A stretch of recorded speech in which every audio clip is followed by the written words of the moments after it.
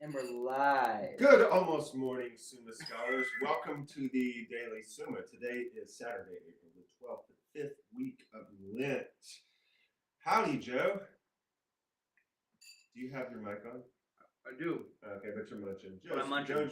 Joe's. I want to munch in their mouths, you know. Yeah, he's in the galley right now, and he'll be up on deck soon. And we do have another person, but not the one normally. We are down in the Mike Elias. I hope you don't mind me saying the Mike Elias hold here in this beaver galleon. I hope you like the drop. It was nicely dropped into our lap. We have this as a back four backdrop. Back four backdrop. Yeah. What is the? Let's do the sponsor today. Is Gothic. What is it? Gothic High Casual, Gothic High. Gothic High Casual. This is not a Gothic High Casual shirt. It just happened to suddenly get warm in here for me. So yeah, we'll do this. We'll see if we can remember doing the sponsor at the turning of the page. We'll see if we can do that. But if not, that's what the sponsor is. So how's everybody doing today? Well, we've had a wonderful. Yeah, that's right. Yeah. The second beaver galleon, the other beaver galleon, perhaps even the main beaver galleon, being the hold at the Dumb Oxes Club, was really a beautiful hang. Sorry for you who are maybe tuning in late or something. I know a lot of you watch it after the fact. We usually do it at 7:15 in the morning on weekdays, and we do it at 9 in the morning on Saturday and eventually feast days. And then we do it in the PM on Sunday. Tomorrow night, we'll see where it happens and how it happens. We're not quite sure about tomorrow night also. But today we were reporting to duty at pretty close to the right time. And there was a little Wi-Fi situation. And then we couldn't get it rectified, and then we all had to go do things. So we rallied back here and found a place through the generosity of Michael Elias and are now taking it a little bit late. But for most of you watching it later, it won't even matter. But soon we hope to have people showing up to the classes, and it will matter. As things grow, we'll have the ability to do more almost certain shots. Of course, there'll also be times when I'm traveling, and we'll do it like I did when we were in the Hermitage, when I was in the Hermitage, or that time a couple days ago where I did it in front of a coffee shop, or who knows, somebody else's house. So far, the effeminate masticators have not shown up. The effeminate masticators have not showed up. You're right. I was trying to think of an acronym, but EFM, I suppose. That's a garrison, a galleon. We could just drop the effeminate and just say feminine, and then it could be the fem. Absent galleon. Oh, the fam. Galleon. The fag. Yeah. All right. Anyway, sorry, folks. We have to figure these things out. You tricked me thoroughly. We're trying to. We have to be thorough here on the Beaver Galleon. So today we have an interesting question. We'll probably just zip through it as quickly as possible because we all have things to do and go to, being that it's in the afternoon now. What time is it actually in this real world? 3:18. Not too bad. I have to go prepare for the Sabbath, aka Sunday evening one preparations tonight. I have to also move a bunch of stuff out of this house. So there's things to do. So we might as well get rolling on this. Page 149, question 14, article 3, whether God comprehends himself. Now it's getting personal. Now it gets personal. There's a shelf here on this thing. I'm going to finish off with the reply to objection 3 from the previous article 2, just because we didn't get to the meat of it, and it has some interesting things in it.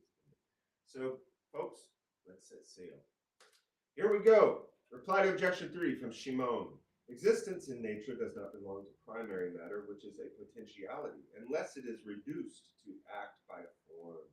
We've gone over this many times before. If you have clay, a big hump of clay, it's in potentiality. It's a metaphor. That would be a metaphor for matter itself, just floating, like when God first created the universe, tohu vavohu, the matter is floating in an undifferentiated chaos. And then until it is formed into something like planets, stars, things on the planets, butterflies, logs, and everything, it's just floating matter. Just like if you have a big hump of clay, it's just potency to become some form, like a coffee cup or a plate.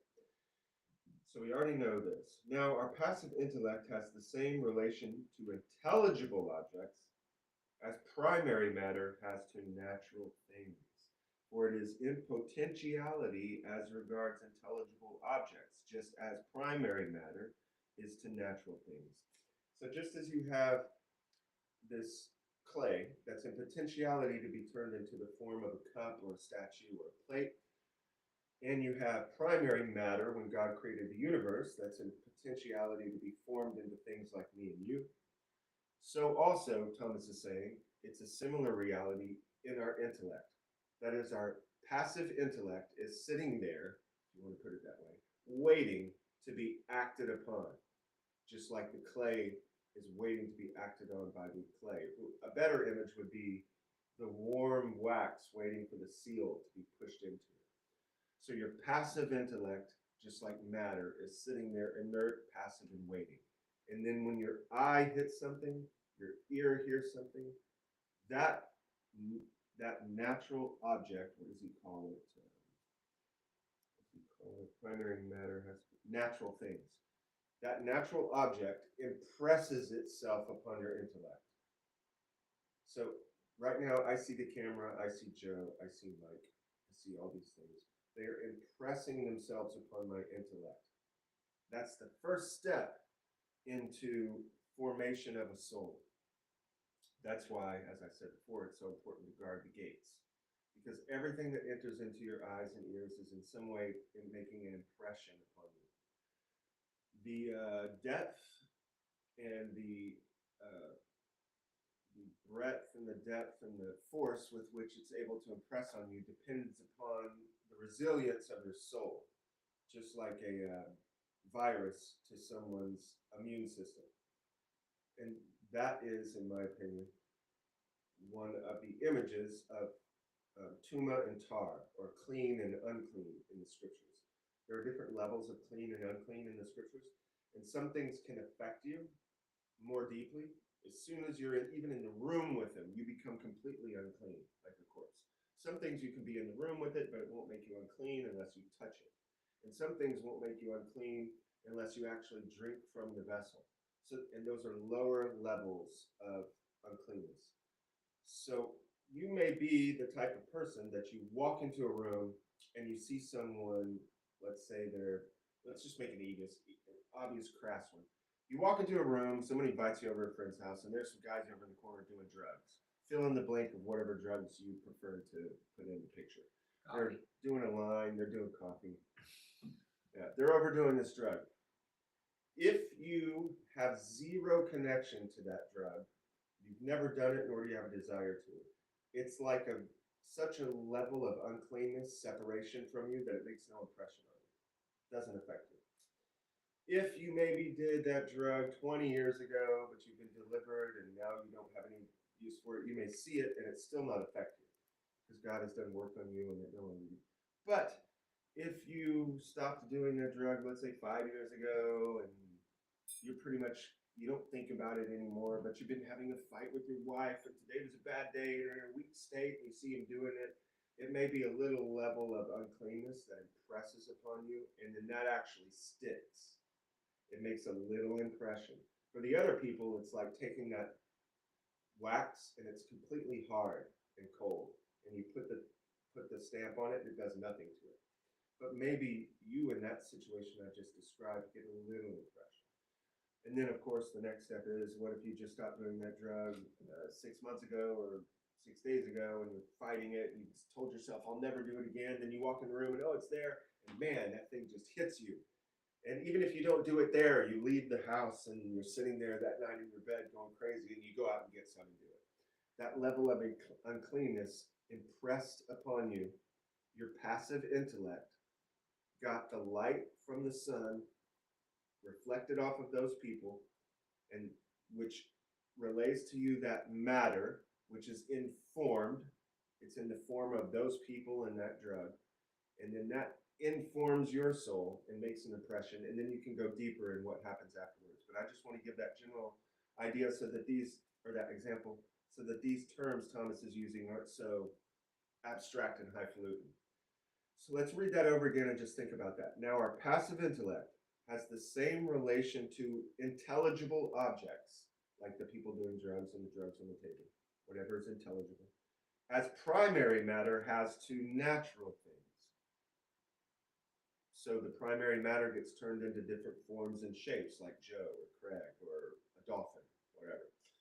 So that natural thing for the intellect is in potentiality as regards intelligible objects. Your intelligence is made to be sitting there in potential, to receive an impression in your mind. It would go into the imaginative part of the mind. That would be the next step. It's an intelligible object and it hits the imaginative part of your mind. Even though you're seeing it right there in reality, you still call it the imaginative because your mind is making an image of it inside of you. Something that rocks can't do. A great mystery it is. And so potentiality as regards intelligible objects, just as primary matter is to natural. So Thomas is saying just as primary matter is in relation to the forms, the form of horsiness is impressed upon primary matter, and through time, as it grows, it morphs into this form of horse. The form of horse morphs into the form of horse with matter, so that you now see a horse. So also, just like matter is impressed upon the form, impresses upon matter and turns that inert matter into a horse or that clay into a cup, so also the images out in the world hit your eyes and impress upon your passive intellect and turn into an imaginative vision in your mind. So that's just the metaphor that Thomas is giving, where he's showing the relation that your mind is like that. Whatever hits it, the passive intellect receives it. You can't stop it from happening. You can't stop your ears from hearing. You can't stop your eyes from seeing. Obviously, you can poke your eyes out, but that's to push the metaphor too far. If everything's working properly, all things being equal, you can't stop these things from being impressed upon you.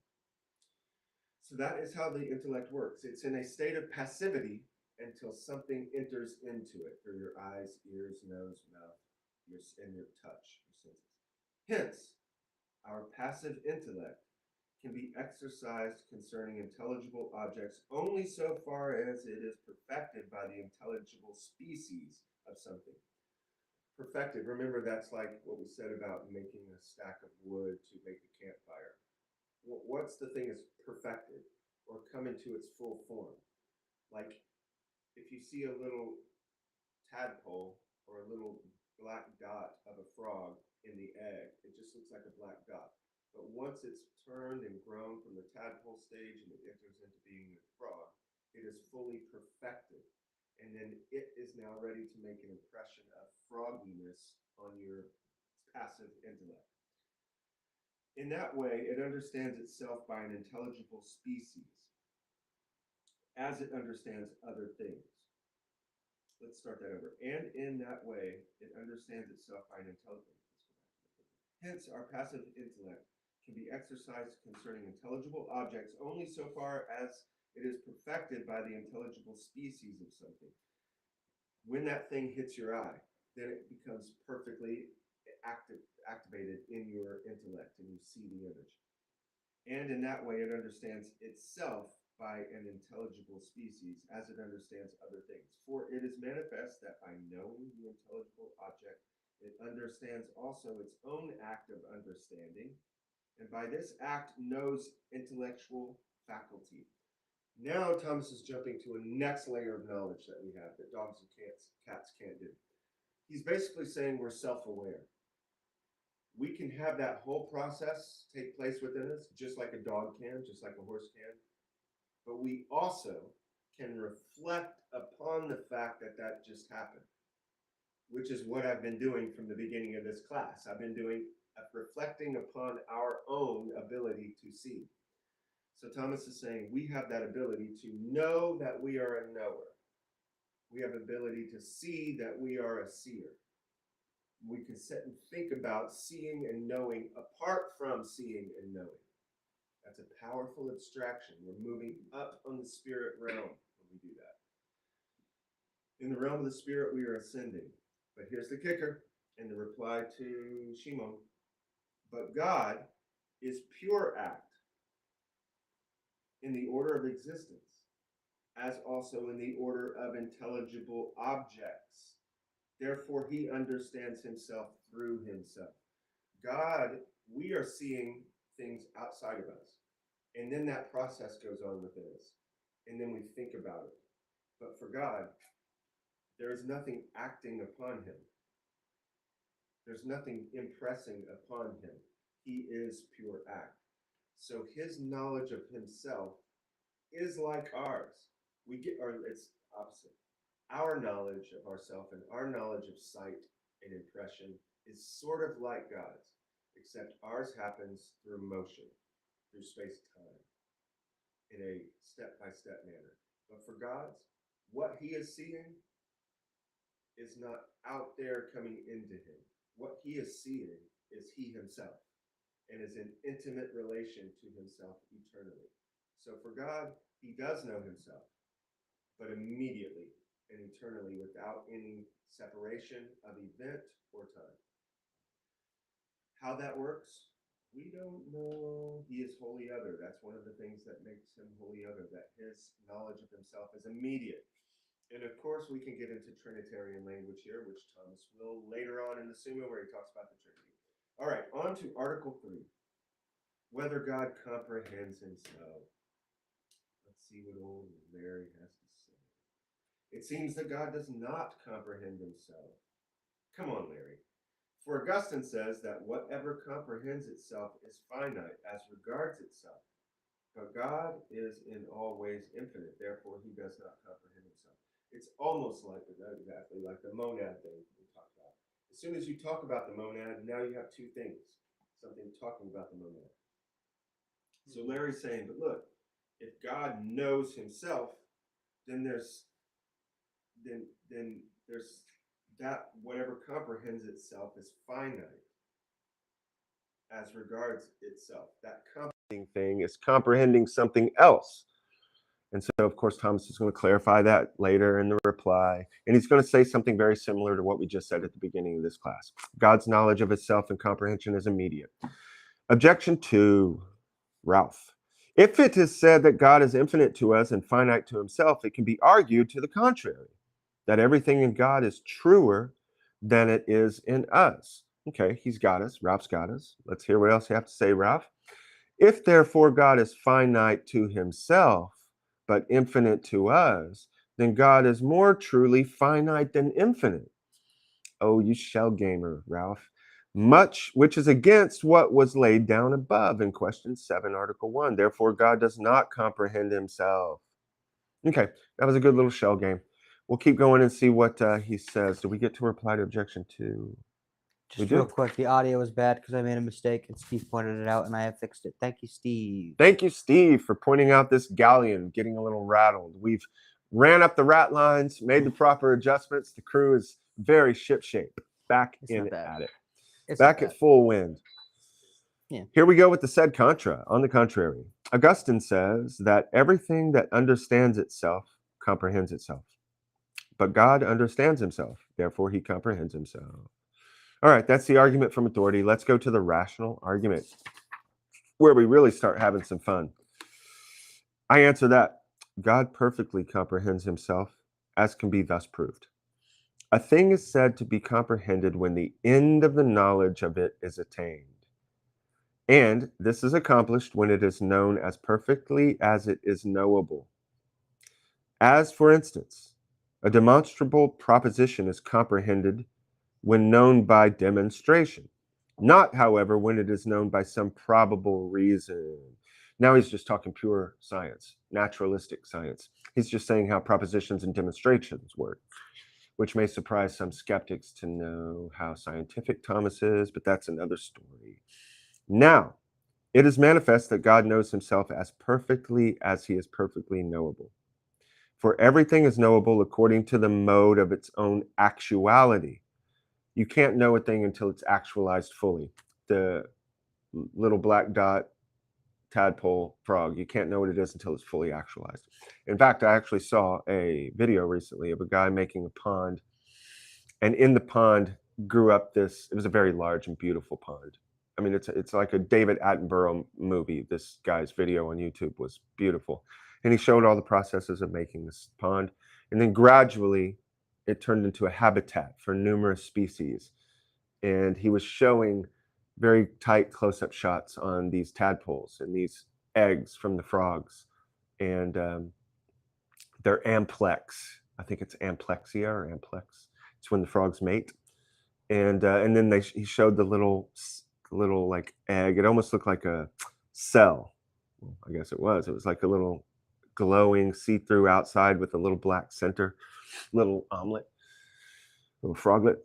And then he showed it turned into a tadpole, and then he turned. But the thing was, there was this one set of tadpoles that he thought was one kind of frog. And what he didn't realize until it got older was that it was actually a bullfrog. And he had never had bullfrogs in his pond or never had bullfrogs around. And somehow the bullfrogs had, there was one bullfrog there that he had seen, but he didn't know that there was a female or a male, whichever, and that there were new bullfrogs coming up. But it didn't happen until that space-time operation of differentiation unto perfection that then made it impress upon his passive intellect bullfrogginess. He was looking at a bullfrog when he saw the little egg. When he saw the tadpole, he's looking at a bullfrog. But it wasn't until that process of morphosis happens and that form of frogginess always existed. But it was being moved through space-time by the collection of matter. As this thing ate and grew, it's collecting matter that makes that form. Just like those games you used to have where you have a bunch of nails and a flat bed and then you put your hand in them, you know? And then maybe you play a game with your friends. You're like, what am I pushing into it now? And you slowly do it. The first one to guess, your phone. How many fingers do I have? 2. Or you get an apple. Start pushing it slowly. Can't tell. It's an apple. So that's what's happening. There's the form of frogginess, the form of horsiness, and you begin to watch as God plays this little game with you of space-time collection of matter through the process of eating or the process of photosynthesis or however the growing thing receives its form through microscopic particles. And then they turn into this form, and then he goes, bullfrog. And it made an impression upon his passive intellect. So for everything is knowable according to the mode of its own actuality, how much it's been actualized into being a frog or a horse or whatever. Since a thing is not known according as it is in its potentiality. Now you can get into some interesting things, like maybe a botanist would have known, even at the egg form, that's a bullfrog. Maybe they're so familiar with bullfrog eggs and that they know, oh, that's a bullfrog egg. But still, that's to get caught down in the weeds of the example and not just see the beauty of what's being expressed. Potentiality, but insofar as it is in its actuality, as said in the metaphysics. Now, the power of God in knowing is as great as his actuality in existing, because it is from the fact that he is in act and free from all matter and free from all potentiality, that God is cognitive as shown above. Whence it is that God is cognitive is reference to the beginning of that sentence. His knowledge is not in potentiality and matter, but his cognitive ability is from his act, which is eternal pure act. Whence it is manifest that he knows himself as much as he is knowable, and for that reason he perfectly comprehends himself, because he is perfectly knowable. Reply to Turning of the page. the turning of the page is sponsored by Spirit on? You do Spirit on. You have something Gothic specific. Casual. Gothic, High high Gothic, casual, high casual Gothic. High Catholic. Oh my gosh. There's a link in the description in case you are confused by Craig. A banner would be great. Yeah, you can send that to me. We'll get it done. We're about to run a banner up on this galleon, our first galleon flag. All right, here we go. Reply to objection 1. The strict meaning of comprehension signifies that one thing holds and includes another. Fair enough. It's a comprehensive study. It comprehends its whole, it has the whole thing within itself. And in this sense, everything comprehended is finite because it's held within something else. And if it wasn't finite, that thing couldn't hold it because it would be that thing. As also is everything included in another. But God is not said to be comprehended by himself in this sense, as if his intellect were a faculty apart from himself, and as if it held and included himself. For these modes of speaking are to be taken by way of negation. But as God is said to be in himself, for as much as he is not contained by anything outside of himself, so he is said to be comprehended by himself, for as much as nothing in himself is hidden from himself. For Augustine says, the whole is comprehended when seen, if it is seen in such a way that nothing of it is hidden from the seer, and nothing of God is hidden from himself. He is pure light and pure truth.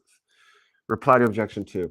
When it is said God is finite in himself, this is to be understood according to a certain similitude, no surprise, of proportion, because he has the same relation in not exceeding his intellect as anything finite has in not exceeding finite intellect. But God is not to be called finite to himself in this sense, as if he understood himself to be something finite.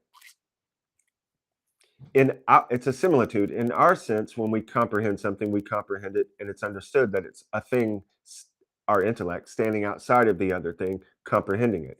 But with God, he does not stand outside himself, as if he understood himself to be something finite. He understands himself to be infinite, and infinitely and perfectly understands that. Article 4, whether the act of God's intellect is his substance. Okay, whether the act of God's intellect is his substance.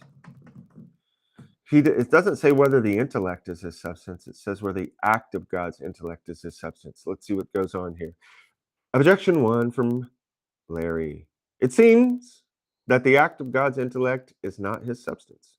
Well, we must know it is.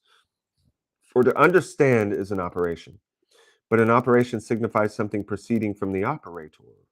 Therefore, the act of God's intellect is not his substance.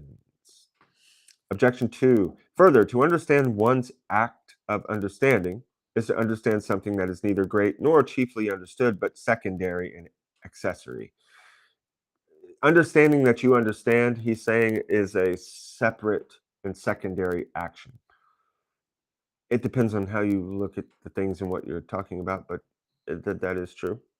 If, therefore, God be his own act of understanding, his act of understanding will be as when we understand our act of understanding. Of course, that's where he messes up. And thus, God's act of understanding will not be something great. All right, Ralph. But I think we're all starting to see, the more we sail this beaver galleon, guys, and the more you familiarize yourself with the lingo, as we were talking about earlier with Ryan Budd and the crew down in the Galleon 01.1. The more you familiarize yourself with the words and the concepts, the more easily you'll be able to see. You may not be able to see exactly how Ralph and Larry and the boys are going wrong, but you can see something shifty's being done. And it all must add up to something about God's attributes, his unity, his simplicity, his immutability, etc. All right, objection 3. Further, every act of understanding means understanding something. When, therefore, God understands himself, if he himself is not distinct from this act of understanding, he understands that he understands himself. And so to infinity. Therefore, the act of God's intellect is not his substance. Really, the answer is in the other question, too, that he's immediately, the act of his intellect is an immediate act because he is pure act. On the contrary, Augustine says, in God, to be is the same as to be wise. That's quite lovely. We shall repeat it. Augustine says, In God, to be is the same as to be wise. But to be wise is the same thing as to understand. Therefore, in God, to be is the same thing as to understand. But God's existence is his substance, as shown above. Therefore, the act of God's intellect is his substance. It's just another way of saying God is pure act. And then tomorrow we're going to hit the very interesting rational response. I answer that it must be said that the act of God's intellect is his substance, and we shall dig into that further tomorrow, bright and early in the morning on the Beaver Galleon. Remember, everybody, this is straw. What do we have?